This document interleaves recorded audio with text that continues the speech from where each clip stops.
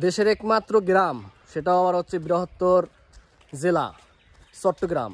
সেই চট্টগ্রাম ইউনিভার্সিটির এরিয়াতে আছি। এরিয়ার ভিতরে বিভিন্ন জায়গাতে হেঁটে হেঁটে দেখতেছি আমাদের অন্য অন্য যে কোথায় কি কোন অনুচ্ছেদ আছে সে বিষয়গুলো আমরা দেখতেছি। আর আমার সাথে বরাবরের মতোই দুইজন পথচারী আছে। পথচারীদের কাছ থেকে শুনবো আজকের দু একটি কথা। রিমন,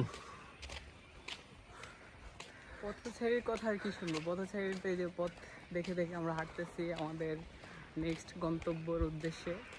আমরা আপাতত চট্টগ্রাম ইউনিভার্সিটিতে আছি, এখান থেকে শেষ করে আমরা ফটিকছড়ির উদ্দেশ্যে যাব। দেখা যাক কতটুকু যেতে পারি। আচ্ছা শাওন, তুমি কি ফটিকছড়ির উদ্দেশ্যে কি রওনা করতে প্রস্তুত? ইনশাআল্লাহ, কিন্তু একটা বিষয় আছে, বড়দারা যদি শোনে তাহলে তোমার হচ্ছে তোমাকে ধরতে পারে।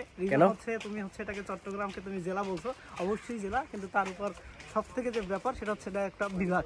সেটা তো আমি বলছি, কিন্তু আমি আরো বড় করে বললাম যে এটা বৃহত্তর। এটা বড়দারা শুনলে তো একটা ঝামেলা হয়ে যেতে পারে।